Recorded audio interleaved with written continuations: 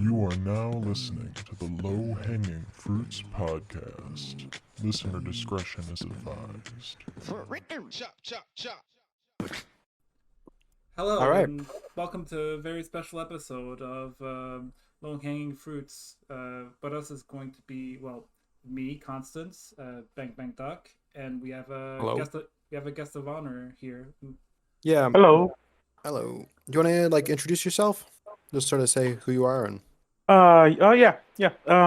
My name is Francisco Valdez. I'm a former academic philosopher turned bureaucrat.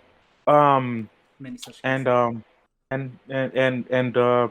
I study a whole bunch of Hegel, but you know, I found almost everything in philosophy interesting, so I have tentacles everywhere. Right. And today we are going to be looking at Karl Marx's dissertation, the Yeah. difference between the Democritan and Epicurean philosophy of nature. His PhD thesis, doctoral dissertation. Yeah. And we wanted to look at this one because Constance and I started reading this just to read, and I don't know, I've personally found it really fascinating and I wanted to talk about it, but I don't have the philosophical background to really to speak confidently on what's going on in here. So I decided to reach out to Frank, who I know is a bright guy, and Mhm. see if he could help us figure it out. And so we're kind of going to go through this and talk about what it is and why it might be important to pay attention to. Yeah. Especially considering that, I mean, if you go online and you talk about Marxism, the term materialism does get thrown around a lot, and then, well, you kind of get the completely farcical definition. That's like basically just like it's when like Materialism is when you do science. yeah, it's when you like observe things and like you need evidence, and then you come to conclusions, and it's like yeah. So, yeah. It's a lot more complicated than that in Marx. From the little I've read some Karl Marx, so Yeah. I've read the critiques. There's the of, like, famous.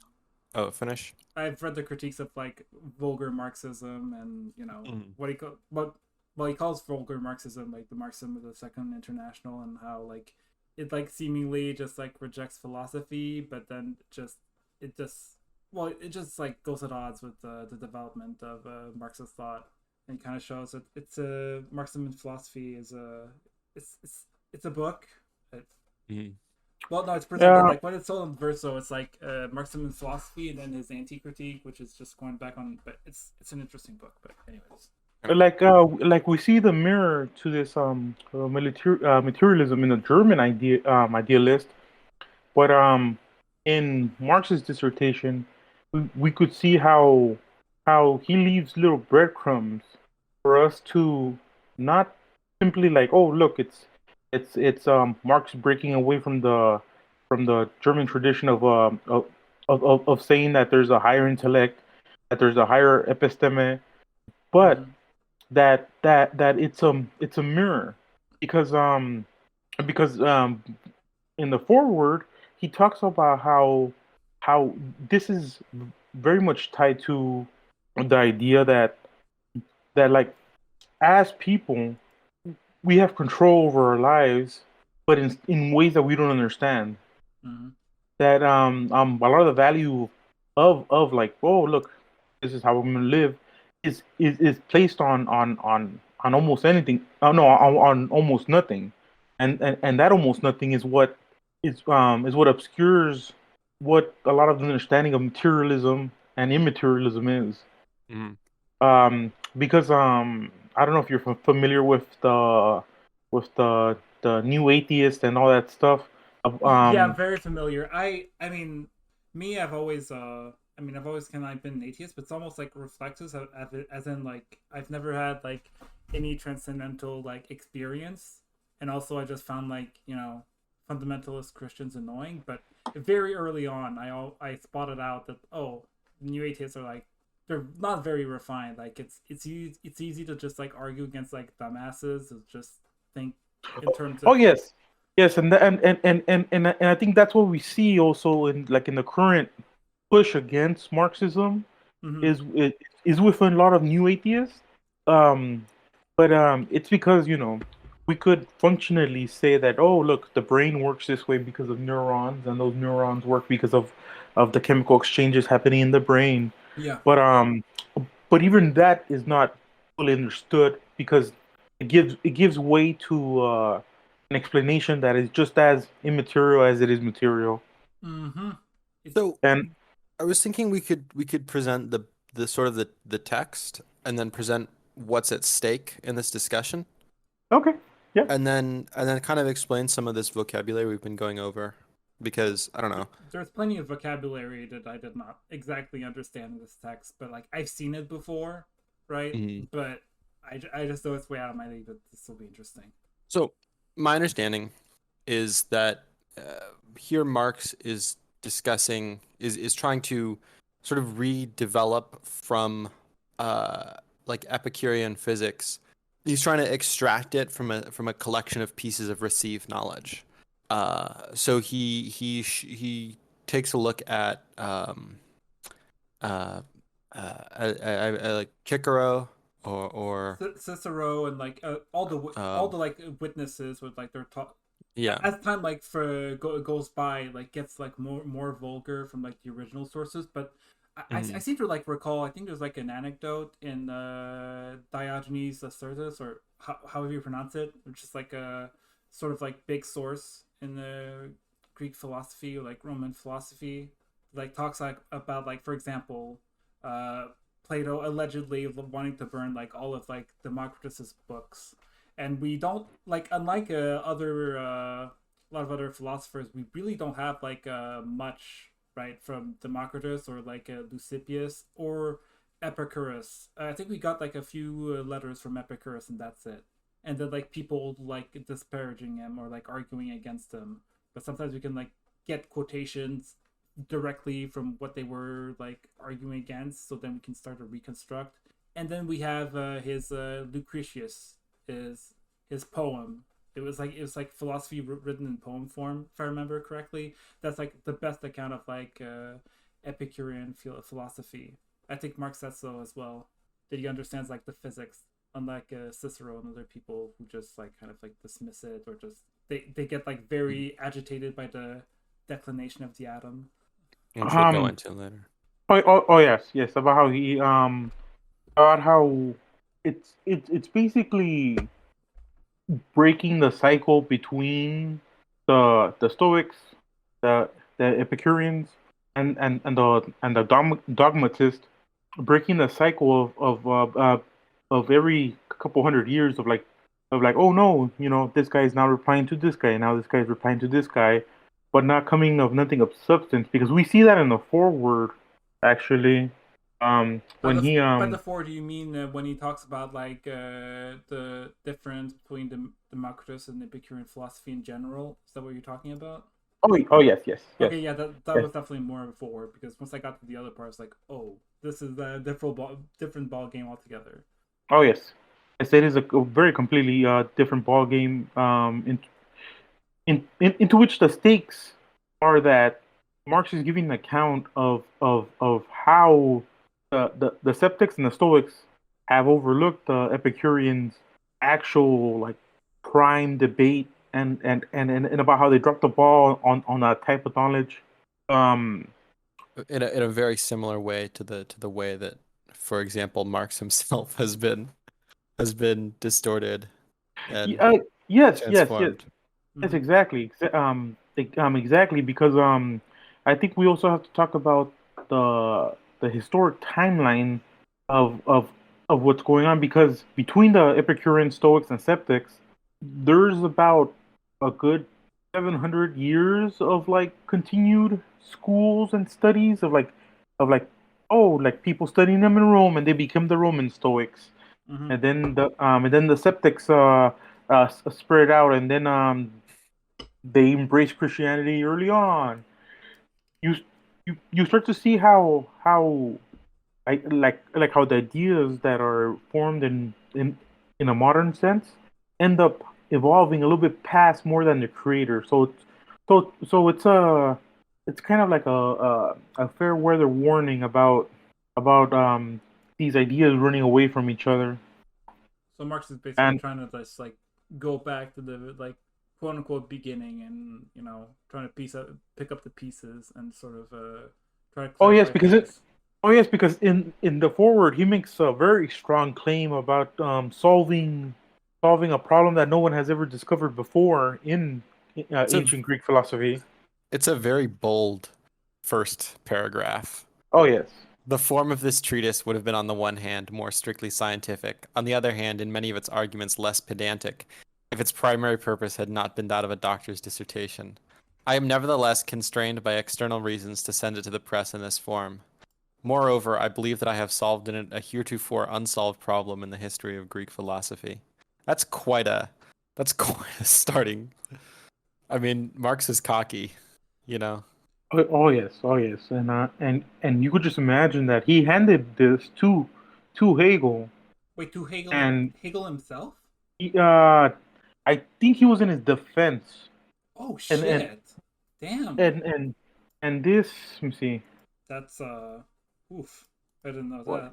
that. No, oh no, it was this was the one that was handed to Hegel's protege Uh, Schelling Schelling, in 1841, because 7 years it, before the revolutions, 1848, the European Revolution. correct. Yes. And about 8 years after Hegel died in Berlin. Yeah, that was like surprising.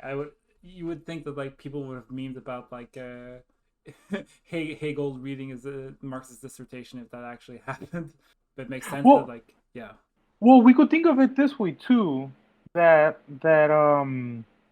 since the whole PhD process back in the 18th century was very different from now, and most likely Marx's early studies and early drafts could have been viewed by Hegel, but but you could see like about how there's this radical departure from like saying that no, that he's he's not gonna fall into the same trap as his predecessors. He's taking a he's just taking a bold stance on what he believes for the dissertation. Already, which kind of already echoes his statement in one of the I don't is it one of the forewords or like the end words of like one of you know uh there's like a passage in like Capital where he just states outright that he went back to Hegel and he turned the old master upside down, which Yes, yes, yes. it seems it's already echoed in here that it's been like following him this entire time. Oh yes, yes. Because in early on, when he's explaining on page 9, the subject of the Wait, treaty. page 9. Yeah. Wait. It might be page 10 in yours. I only see page. I see page It like 30, 35, or wait. Oh wait, no, wait. Let me count it. 1, 2. it's the subject of the trusting. Greek okay. philosophy seems to have met with something which a good tragedy is not supposed to meet, namely a dull ending. Oh, okay. Yeah, I see. Yeah, that's a very good quip right there. Uh, um, I think the fact that he wasn't allowed to be as polemical as he liked in this because it was a dissertation actually makes a lot of his language a little more powerful because it has to be a little more subtle. yes, it has to be a little bit more subtle, and it has to be more direct because you can see where he gets caught up in a lot of the premise building, Mm. but with these huge expositions where a lot of the thinking is done purely on the premises, and that's something that Marx later on does in his other works, because he doesn't like to hide the thesis No. too deep within it, like any passage. He likes Well, to give it front and center and then work out from it. yeah, but because like in Capital, he front loads the abstractions, right? In the first 3 or the 5 chapters, and then that's when like he Capital, gets yeah. to the meat. Yeah, which kind of actually I don't know what Frank thinks of Althusser, but it's actually kind of stunning. Like people would be like, oh, actually don't read the first 3 chapters, just like go from there, or did like Soviet Union try to like remove like the first chapter of Capital like they were at least like debating it, which seems like kind of heretical that you would do that. So his project here is kind of to like place Epicurean philosophy into the context of like he's trying to show the unity of Greek philosophy. It seems he's trying to like draw connections between these schools through their oppositions and like their like intellectual heritage. Yeah, and one of the things that's like really struck out for me is like in Declination of the Atom, he basically just kind of states that that concept in Epicurean philosophy informs like the entire like, I mean, probably not like the quote unquote praxis of like the Epicurean school, where it's kind of like modeled on it, where you just like you swerve from the pain, you swerve from like Yeah. that concept is like key to like understanding how the whole Epicurean like view of the world works. Yes, because we're supposed to view the Epicureans as like seeing that pleasure is good, but should be pursued in a rational, virtuous way. And virtue itself is only instrumental as a value. And then in their physics, they thought that the world is made of atoms, and but that everything is produced by chance and randomness, and there's no real aim to life. Mm-hmm. This this is kind of a much more happier view than what the skeptics were saying, because the skeptics, were like, "Oh, knowledge is impossible," but we could we could probably point towards what's correct through our opinions and through like our necessitated actions. If I But if I remember correctly, I think like the Stoics were slightly influenced in a roundabout way by Democritus, if I remember. Not in dissertation, I just remember hearing that, and it's kind of because Democritus has like a way more deterministic view of things. Maybe that. oh yes, the Stoics take determinism to a whole new level with saying that everything is predetermined, and that the only end goal is not only just to do the good, but is to live in accordance with nature. Mm-hmm. Right. And we see that play around with how Plutarch's dogmatic view of gives an account of trying to live in a way that feels counterproductive, and you could tell that Marx is hinting that, like, oh well, this is a lot of traction against like just living an ordinary life, Right. because it's no longer about the material conditions, but it's just more about saying like, oh, one bad harvest, and then we all turn into feral monsters or something like that. Mm-hmm. This is also like the very liberal like conception that he would have been familiar with from like Rousseau and stuff, right? Yeah. The state of Hobbes, nature and the association into a state. So Uh, like, this is a discussion of philosophy of nature, which is, which is as I understand it, similar to like natural philosophy, right? It's like yes. it's like the question of this isn't just a philosophy of like what is the nature of humans. It's also fundamentally about like physics and Yes. chemistry and biology. It's the question of it's concerned with a lot of scientific questions. And here he's going towards and here Marx goes towards the what I guess we would call theoretical physics, Yes. is it which are basically theoretical physics as understood by the Greeks, which it seems to me, all things considered, they were pretty they didn't have particle accelerators in ancient Greece that we know of course. They just, But if I remember, there's like an anecdote where they just like, I think Democritus saw like sand, sand grains. So he kind of like sort of like, you can see how you can deduce that like, oh, there you can have like a bunch of infinitely small things, or well, I don't think Democritus had that view. I think the way you conceive of atoms was like they could. It isn't exactly. I think that's more Epicurean, but like if you observe the world, you can see like, oh, there's a bunch of the way things can appear, like they can be composed of like very small things, or just You're right. Yes, they talk about a naturalistic compulsion towards this physical theory, and that speaks a lot to our current theories about the nature of atoms, the nature of like causation. Mm-hmm. Um, and I do agree that it does ultimately come up as a philosophy of nature, but also a philosophy of of what is to be thought about how to live in such a way that allows us to look and compare these philosophy of natures together. Because when Marx is comparing the two ancient Greek philosophies, he's he's thinking about it in the sense that some were more closer to what we think now of well, especially now because of atoms, Mm-hmm. but because it in a sense it allows for even greater thinking of like, okay, okay, we think atoms are this way, and then they're gonna behave in such a manner, and in thinking so, it, it's almost as if he's telling us to participate in these polemics in our everyday lives because some things we might know are just wrong or they're right, but there's Mm-hmm. always a course to turn around.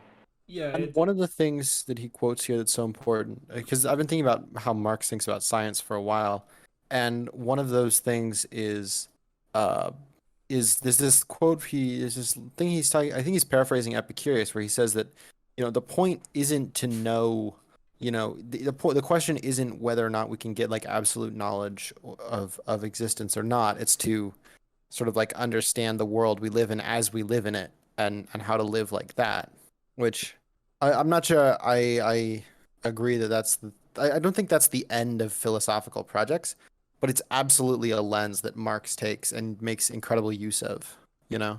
I yes, I think it's the lens to fully to fully view what comes next. What are the next steps when it comes to this type of thinking or this this thought of like, oh look, this is the type of philosophy that we're pursuing, and Mm-hmm.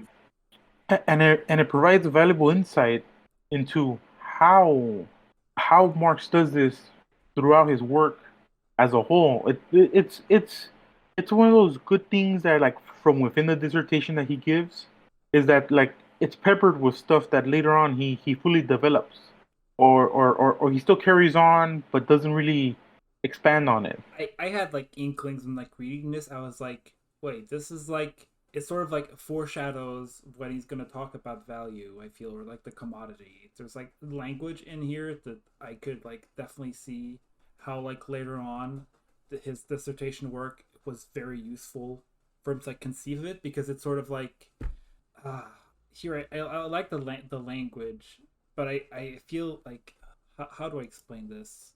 Oh my god, because like you know the way these he talks about how like wait, let me look that if he's all right, okay, I might have this like highlighted, right. I don't know, I'm gonna try to like work this out here. This is like from the dissertation. It's from, of course, Declination of the Atom. So he says, to begin with, if the void is imagined as spatial void, then the atom is the immediate negation of abstract space, hence a spatial point. The solidity, the intensity, which maintains itself in itself against the cohesion of space, can only be added by virtue of a principle which negates space and its entire domain. A principle such as time it isn't the real nature.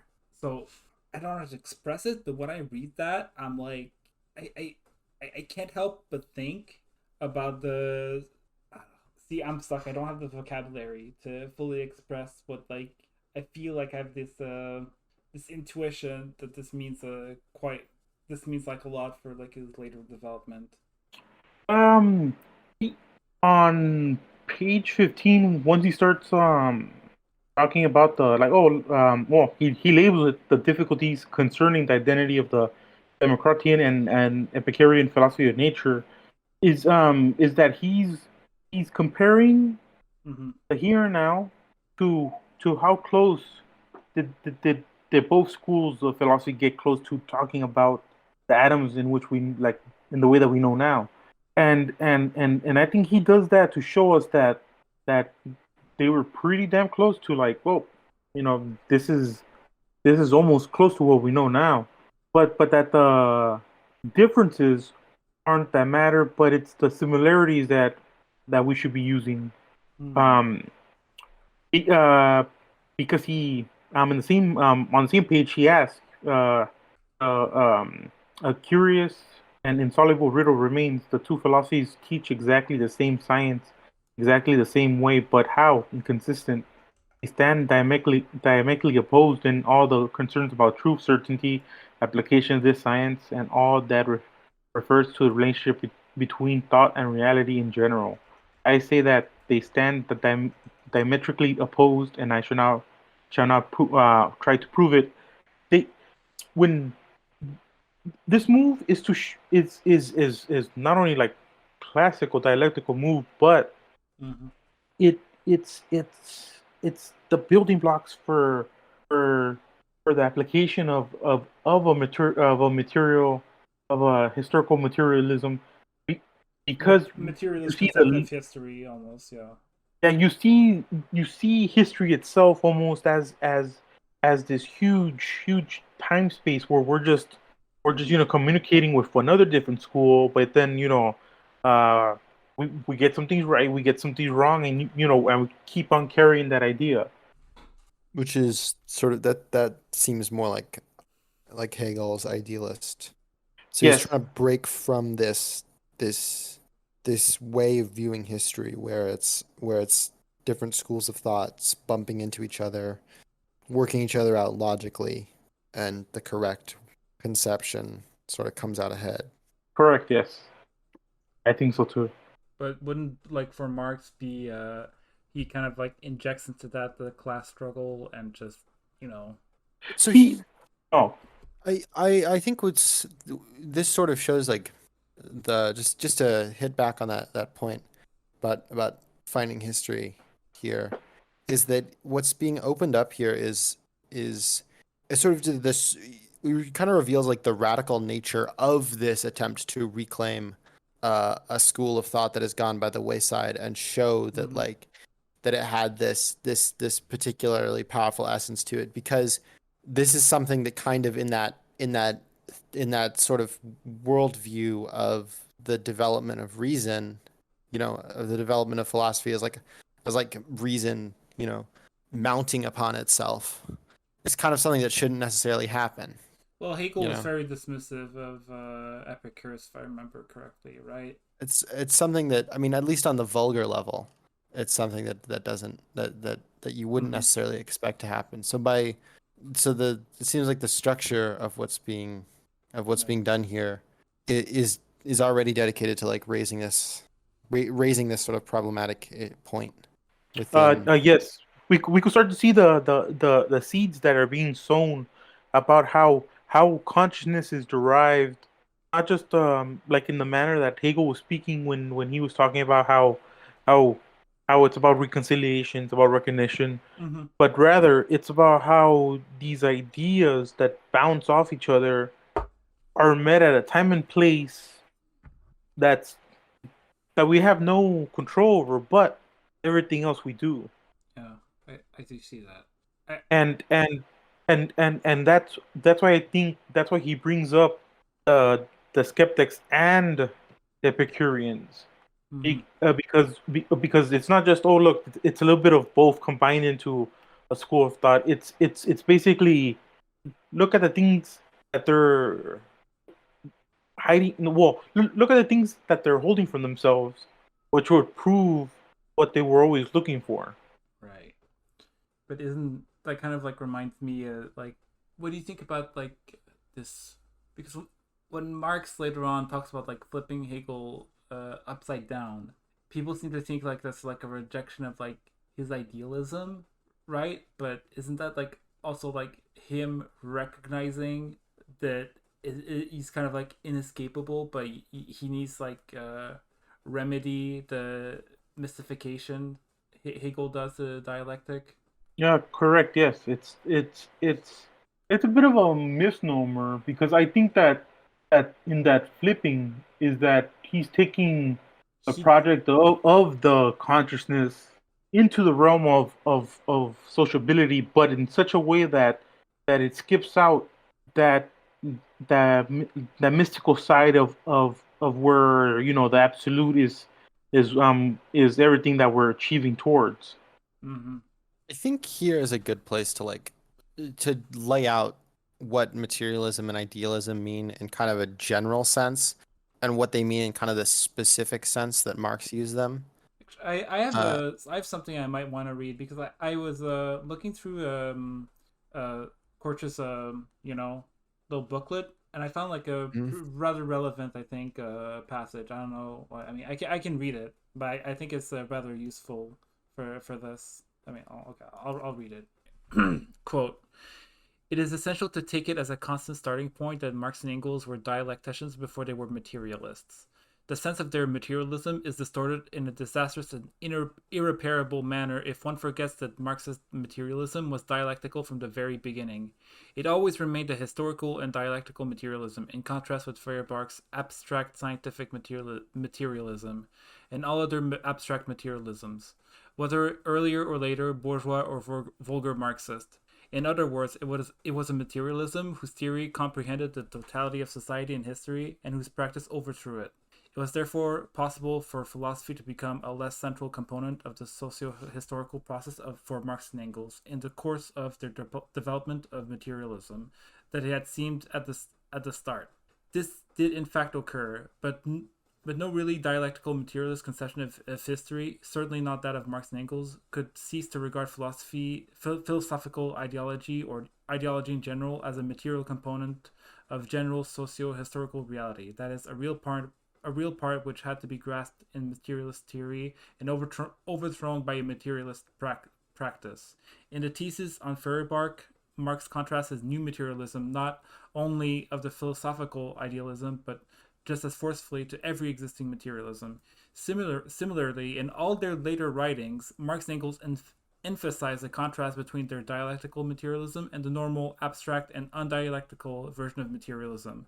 They were especially conscious that this contrast was of greater importance for any theoretical interpretation of so-called mental or ideological realities, and in their treatment and practice, discussing mental representations in general and the method necessary for concrete and critical history of religion in particular, Marx states, quote, it is in fact much easier to uncover the earthly kernel within nebulous religious ideas through analysis than it is to do the opposite, to see how the heavenly forms that develop out of actual concrete relations. The latter is the only materialist and therefore scientific method. yeah. Yeah. So the yeah.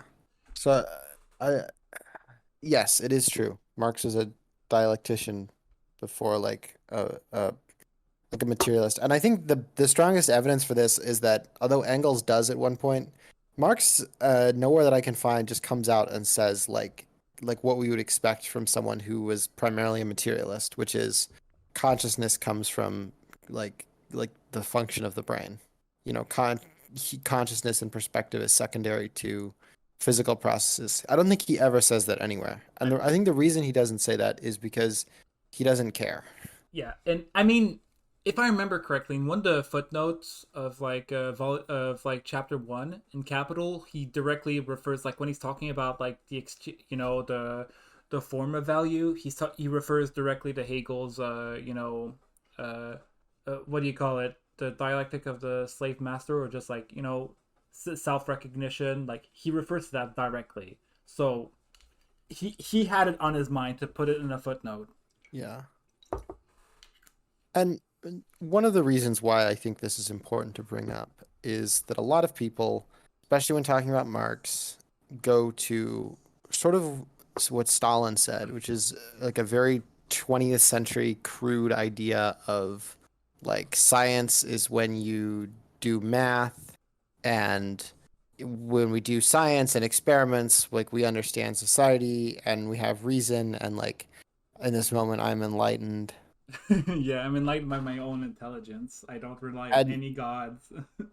and so they turn the fundamental piece of communism from a very sophisticated dialectical approach into sort of exactly what Marx was trying to get away from, which is where you just say like the universe works like this, therefore society should be like this. Yeah, which also we shouldn't lay that squarely at the foot of Stalin. Like, I mean, he's a very popular, like, the vulgarizer, I suppose. But like, that was also in the Second International. That was a there. very popular. That's I mean, it was a popular idea at the time. Yeah, I mean, yeah. With like Darwinism and it was just and eugenics, like the progressive movement. They all had that to some extent. Yeah, I did look into that. Yeah, I found some pretty funny stuff with Kautsky and eugenics. Yeah. Oh yes, because for the most part, we could see that as this form of materialism was building out of Marx, we could still see about how he delegates the value of understanding things, especially like how you mentioned in the quote about that kernel, about how even within these ideas that we think that are completely opposite of the material, there still is enough truth for the materialist to use to build on that. Yeah, it reminds me. I think Lenin said that it was better to be like he preferred like a smart idealist to like a crude materialist. But that's probably after his study of Hegel, which is kind of interesting. Yeah, yes, I would think so too, because what we find is that in the many cycles of the popular philosophy and what's happening is that idealists start to create these analytic truths about the world that are very much applicable to the materialist. One such being that, oh look, cells rule the body, or the nerve cells in our brain are very specific for the function they serve, and in taking that, we could grow our type of materialism into something that's much more grounded in that. Because it could always go crazy, and then we end up just defaulting everything to just saying that it's chemicals in the brain, it's chemicals that make my hand grasp or make my hand go, and that's which you might as well like of, at this point it's almost like, okay, well, it's actually the daimon just making your hand like move. Like, it's almost like it almost like ends up like the same thing where it's like, bro, trust me, like it's definitely this. It just doesn't like you end up like at the same place. Correct, yes, because you do end up in the same place as just saying that without these chemicals there's no existence, and we start to come back to that debate, back into that, oh, are things understood by empirical knowledge, or are things could be rationalized by us. To go back to like to talking about like the essence and like phenomenology and yes, and raised to a very high level. I think idealists, in a certain sense, affirm with exceptions like Gentile, like idealists have to affirm. Idealists have to affirm like a concrete existence very strongly. What do you mean by I don't that? think like the idealist affirms like the fact that like for an idealist, speaking as someone with a lot of sympathies towards that, I don't know if I trust any position strong enough to claim myself to be one, but I find the arguments very strong, which is that at a very high level, you still have to deal with, right, like the existence of rocks and stones and like computers and the body and all of that. It's just within some kind of mental, transcendental framework. But you still have to affirm the existence of material reality, and you have to do that very strongly. So there's less daylight between the positions when you take them in a sophisticated manner. Well, correct. Kind of like the flipping on its head. It's like I suppose like the idealist would say that like the idea sort of like develops the material reality, but the materialist would say the material reality develops the idea, or I'm not putting it the right way, but that like what would be the right? We could view this in two ways. We could view it as like how Descartes views it in the meditations, as where the cogito, the I think for therefore I am, Je pense where donc je the suis. Ouais. yeah, where the idea comes from us, Mm-hmm. right? That's if you tell that to someone on the street, they'll be like, yeah, that's a material position right now. But then we we get into Nietzsche's position where he says the idea gets us in exchange. What do you mean? I know that like Nietzsche has like a middle middle period like Epicurean fad after Schopenhauer, like his break with Schopenhauer, if I remember correctly. But what do you mean by that? The By where the idea has us, where the idea shapes the reality that that we take that we could partake in, and in partaking into that idea, we start to group other ideas that are similar to it, and in a way, we could take Descartes and Nietzsche, and we could put them on not on the same plane as the immaterialist to the materialist, but into the degrees in which they overlap. yeah. And I think that's what Marx was doing in the dissertation, and I think that's a thread that goes throughout his work, because there's still a lot of talk about how a lot of the vocabulary used by Marx is still vague or needs further defining, but that in itself is not the end all be all of the actual thought of like the vocabulary that was given. Mm-hmm. All right, here it is. Mm. Epicurus finally confesses that his method of explaining aims only at the ataraxy of self-consciousness, not at knowledge of nature in and for itself. So this is the thing I mentioned earlier. I'm sorry, I was looking for it. This is the ataraxy is like serenity, Yeah, confidence in. is the end point of like Epicurean philosophy. With this is what you want in like all things.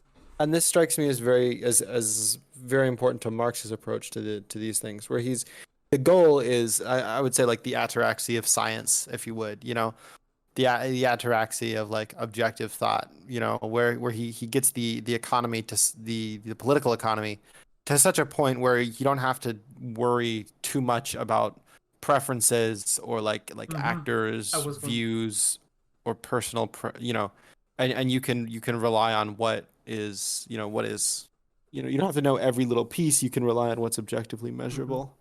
Yeah, I was about to say like you could view almost like communism as like the ataraxy of the human species, almost, right? It's like Well, this. I think it has I think there's layers. I mean, if you think about it, like there's the Epicurean garden, just like the communal aspect. There's like, I think that's like, kind of rather interesting to think about. Mhm. Like, of course, like it's in a weird way. If I remember, Epicurus is like sort of like a monarchist. If I remember, where he just like wanted one big leader to just like wise king, almost like kind of a weird way, like almost like a philosopher king. It's like, but like not a Platonist. It would be like an Epicurean and just that sort of view. But I mean, Marx is like a very well-read guy. This stuff like didn't just like fly over his head. Like it probably did strike in his imaginary when he was thinking about this stuff for so many years. So, would you like to move to the declination of the atom? Oh, jeez. Right. This is okay. So I'm gonna give what I understand. So this is from part two, and I think this is more important than like the section on the meteors or like the section on Yeah, like this I feel like the other astronomy and stuff. I feel those sections is just like to reinforce the point that like, oh, okay, the declination of the atom actually like it just keeps coming back up, even as it's almost like a leitmotif, as he like mentions that like the Epicurean philosophy just always goes back to it, and it's like it's almost the primordial like is the crux of like that entire philosophy that informs everything else. So on my understanding, okay, so he says Epicurus assumes a threefold motion of atoms in the void. First, atoms fall. They gravitate. And then they're in a all straight line. yeah. And then they deviate from this straight line. And then repulsive force exists. Mm-hmm. It comes into existence. And so That is, atoms don't just like glue to each other necessarily. Just like there's just yeah. And so He explains like Democritus held that both Democritus and Epicurus accept the first and third motion. The declination of the atom from the straight line differentiates the one from the other. So that which is why it's very important, right? If you're doing a dissertation on like the differential philosophy of nature between Democritus and Epicurus, like that's probably very important. And it's this swerve, this declination that moves us into a point, because when we have all of the atoms moving in the all the atoms moving in the straight line, and they can't interact. They're falling in the void. Yeah, so it's pure determinism by that view. And you can't have any consciousness of anything else. Because it's like, it's just like everything's predetermined. There's no like swerve, or just like no like unpredictability, or just But funnily enough, might be the view of certain new atheists. I think, in fact, I'm pretty sure like Sam Harris would agree with Democritus in a way. I think so, because he Marx he starts talking about what type of content and what causational relationship we have together with saying that like, oh, how do we live a human life and such. And that like on page 22 for me, he says, hence this much is historically certain. Democritus makes use of necessity, Epicurus of chance, and each of them rejects the opposite view with the polemical irritation. The principal consequence of this difference appears in the way that individual physical phenomenon are explained. And in the passage that I read, it's about how we take into account these phenomena, especially the causal relationship in the sociality, and then we see that, like, okay, we could explain it down this way.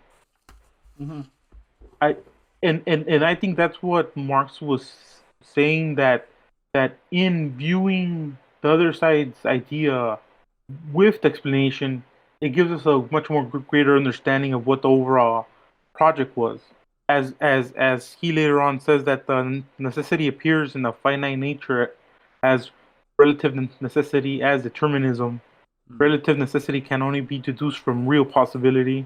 It is a network of conditions, reasons, and causes by the means of which necessity reveals itself. And when he talks about necessity, I'm making this. I have to make the connection to, like teleology, right? Like the necessary development, right? Is that reasonable? Yeah, you could say that. Is that sort of you could say that, like if it has a purpose, yes. And I do think that Marx is here noting that this purpose, there is a purpose in the actual causes that help us delineate towards whatever necessity needs to happen, rather than saying that it's just completely random. This is where I start to have problems, because for me my understanding is that if you admit to the existence of, like, you can't have like partial necessity, partial chance, right? Because it has to have if you have partial necessity is still necessity as such, and once you have necessity as such, my feeling is that it seems like you're kind of trapped to assuming that, like, there is necessity even behind chance. I don't know. Maybe that's just me. Yeah, well, I could read like a passage that kind of like encapsulated maybe like a little what we're dealing with. Right. So I'll quote: "The atoms are purely self-sufficient bodies, or rather bodies conceived in absolute self-sufficiency, like the heavenly bodies. Hence, again, like the heavenly bodies, they move not in a straight line, but in oblique lines. Italics, the motion of falling is the motion of non-self-sufficiency. If Epicurus therefore represents the materiality of the atom in terms of its motion along a straight line, he has given reality to its form determination in the declination from the straight line. And these opposed determinations are represented as directly opposed motions. Like, that's kind of a fucking mouthful. Like, and I think further on he talks about like there's like something like I'm sure there's like some Hegelian move or like a dialectical move where like there's that like the contradiction between the like contained within like the atom itself, right? Not only in relation to itself, but like in relation to like space and like probably time as well. There's a whole lot going on there, which I probably can't even fully grasp. So it seems like he goes through to explain why the atom makes this movement, this declination of movement away from its perfect order, its perfect falling, is that what the atom is actually doing is moving through a series of like negations owing to its actual nature. So the atom begins as an infinitesimal point, right?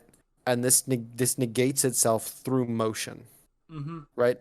Yeah, and because he talks about it because he makes a comparison to like it's a point, but like it doesn't matter what what represents the point. It could be like it could be I could try to find a passage, but it could be like a donut. It could be just like a baseball ball, or just But then it negates its singular motion by moving in another direction, right?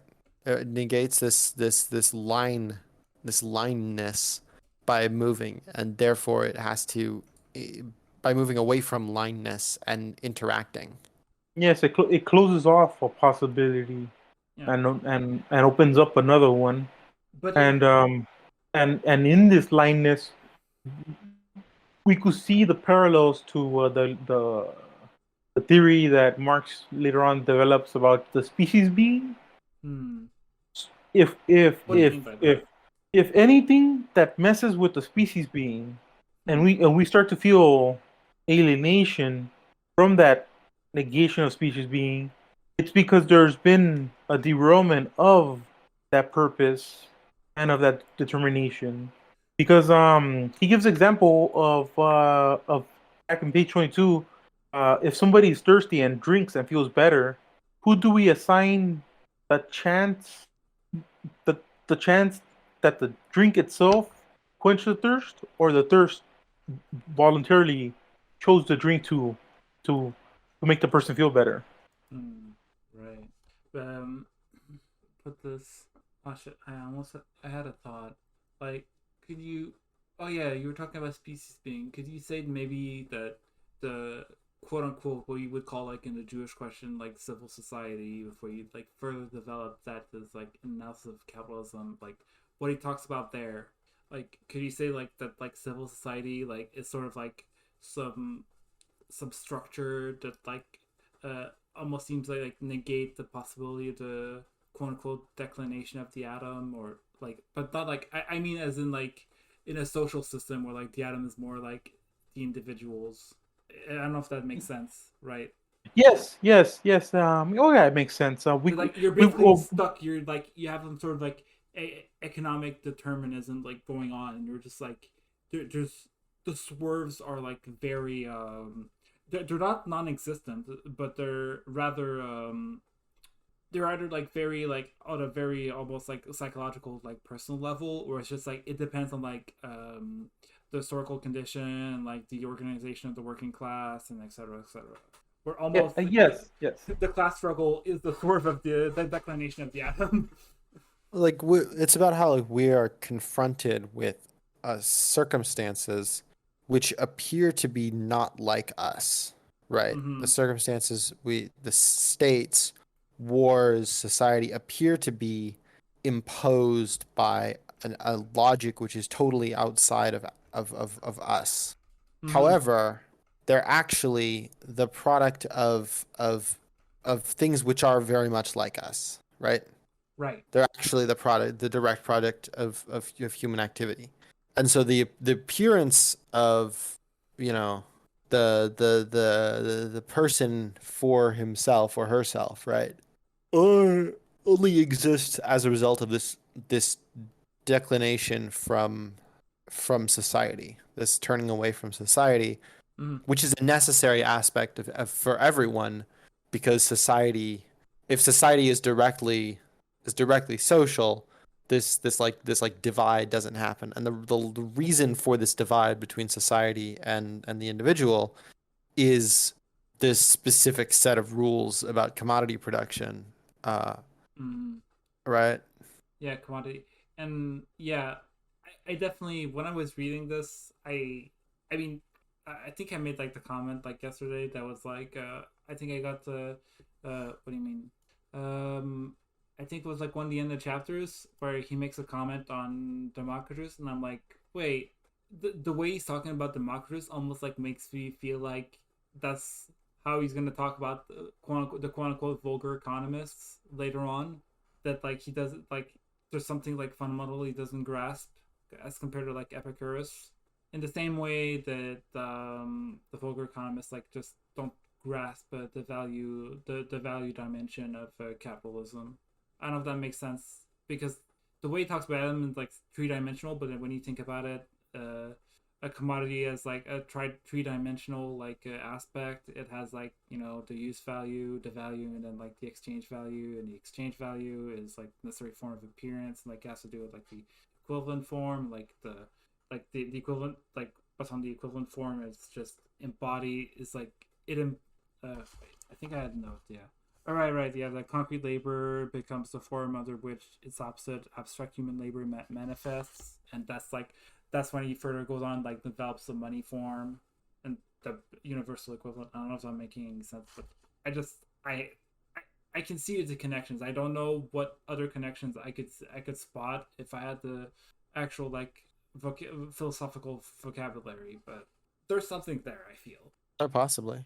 Mm-hmm. Yes, yes, yes. We could feel the tinges of this thinking in Marx, in his notes, in his work, and it's interesting if we're able to think about it in this way. Because the concept of like a self-moving, self-valorizing thing is rather like it's something that when he encounters that in Hegel, it sticks with him with the rest of his life.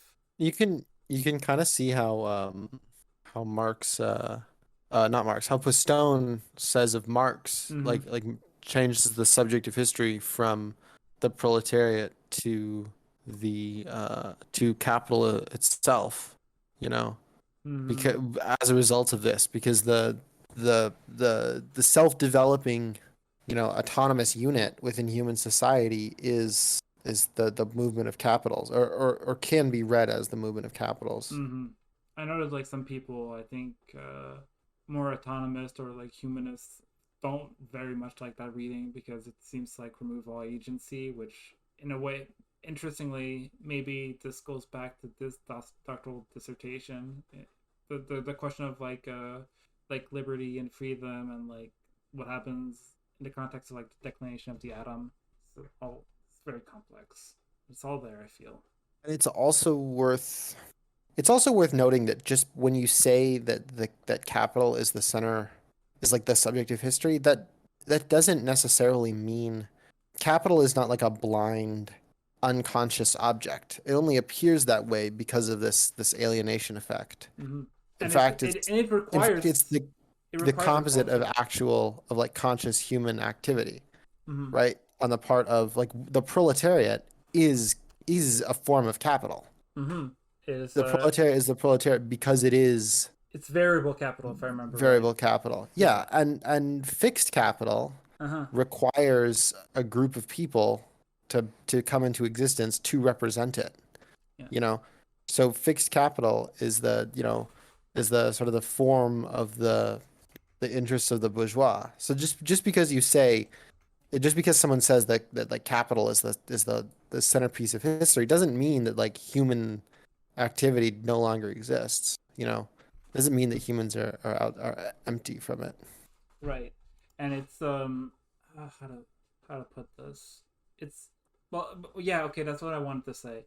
for capital to exist, there's a relation with the proletariat, right? That, like, even if you place like capital as like the center of like history, the fact that like Marx thought the proletariat was like the class to just be able to abolish capital and capitalism, it means like there's a relation that capital has to the proletariat that is like you can't capital cannot like shed away that it cannot separate itself, and so its motion like requires like a connection to the proletariat, and that's probably in our modern society that maybe it's like weakened or just it's been obscured by the different ways that the capital has like configured itself, but it's still there, I feel.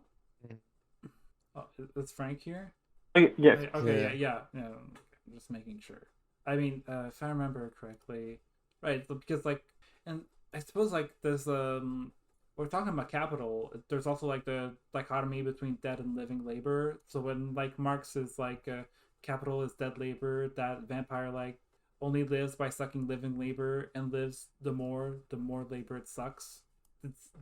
There's also that. So like you almost have like this self-moving zombie just going like, but for the undead or like the zombie to exist, you need to have almost like the undead doesn't make sense if there's like if everything is dead in a way, and that like the part like contrast with the labor embodied by capital is the proletariat. That makes sense. I guess, yeah. Mm-hmm. So like within this is like there's a lot of this self develop. I guess for me the takeaway is that it's about like the self development of the thing. Like it moves through like necessary reflections, I guess. Um.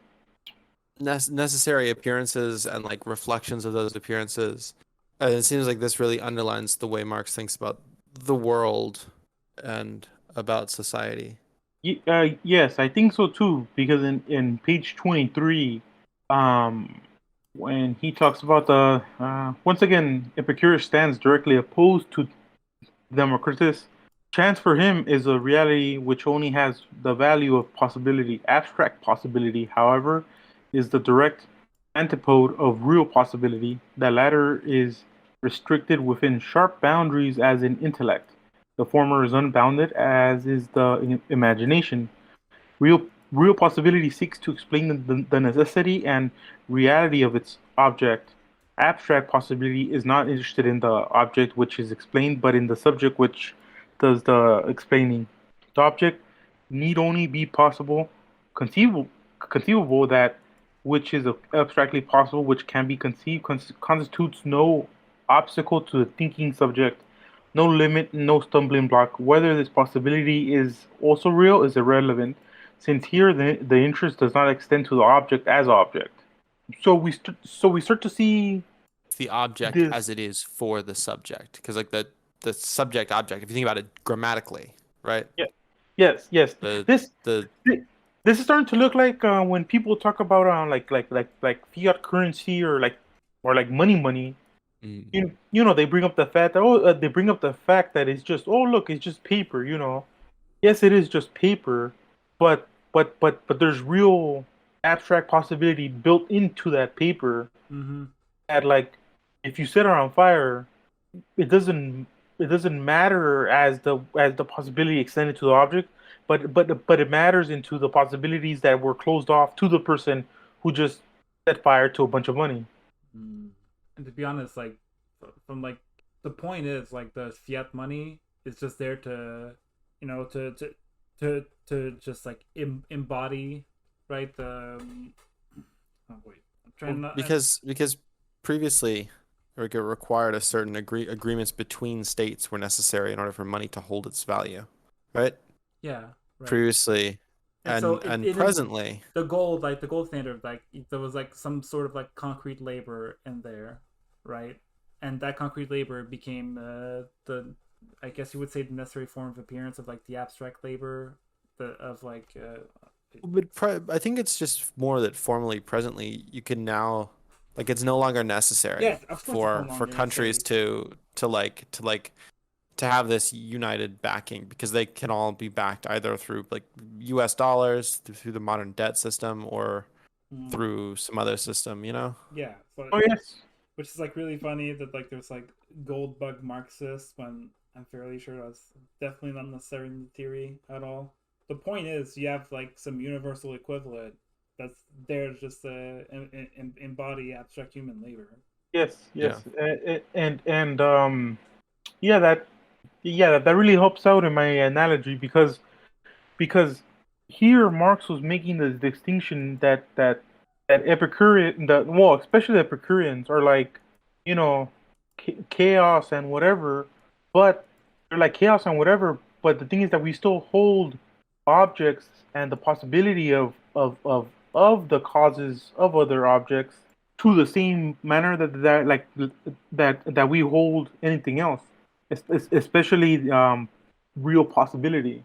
And I think that's a big feature in Greek philosophy, especially ancient Greek philosophy, because a lot of this is tied into the determinism, the causality, the theological thinking of how things come about, even if the actual object by chance is no longer conceivable. All right. Yeah. We've been going for about an hour and a half. Oy. And Is there any? now we're in 16 minutes. Is there anything else you guys want to bring out? Let me think about this. But Wait. why does the atom decline, though? Yeah. Okay, I mean, okay. Maybe you can explain this, Frank. All right. So I had highlighted this. So the declination of the atom from a straight line is namely not a particular determination, but wait, no. Okay, that's not what I want to. That's not what I want to read. I'm trying to find it, but I feel. Oh, actually, oh yeah, okay. That's like the section on time that was like rather interesting. So he ends that section with thus. Therefore, just as the atom is nothing but the natural form of abstract individual self-consciousness, so sensuous nature is only objectified empirical individual self-consciousness, and this is a sensuous. Hence, the senses are only criteria in concrete nature, just as abstract reason is the only criterion in the world of the atoms. I'm not sure I get that exactly. Oh, this is a very straightforward quip to Hegel about sincerity and about how consciousness, about how certainty could be driven out because it's an unreliable measure of consciousness, but yet it's still very much real in the sense that if someone reaches into my back pocket and takes my wallet, I'm gonna feel that. Yes, I cannot consciously ground myself to that because an evil demon could be dreaming it up, but I would still feel it, and I would still know the causality of oh crap, there goes my wallet. If they take my wallet, I have to go cancel cards. I have to go to the DMV, and all that is the possible possibilities turning into actual possibilities, and this is a very big quip for against Hegel, because Hegel makes a big deal about it in section 4 of the phenomenology, because he ends up saying that throughout history, especially philosophy, that the sense certainty has always been the doormat to nothing. The doormat to nothing. Yes. Interesting. Well, in the sense that Because it seems like you can't really say anything past that, right? you can't say anything past that. You can't really ground anything in it because we've all have experiences where we sense something and it's not and it's fallible. And but the thing is that Marx here is saying that it is not as important as would say the self-conscious self reconciliation that we do when we're thinking about something, but it's still a very important part of how we see the possibility of things between objects, between us, the world. But like it's just a part, but it's still very much part of us. I guess so. It's like this is there's some reality to the because he talks a lot about the sensuous real sensuous existence later. Which You he know? does in the manuscripts as well, if I remember. Yeah. The 1844 And manuscripts. he makes a so it's him saying that like the sensuous like existence is a grounding point for what we actually do, Yes, and yes. not a not a not a door like it's a philosophical grounding point. It's like he's turning it around, instead of trying to use like everyday life as like a doorway into some kind of philosophical revelation and like and like and kind of falling on your face because you can't really make any connections past there. But he's turning it around. He's trying to use like everyday life into a turning that into like a doorway to I almost want to say like praxis, you know?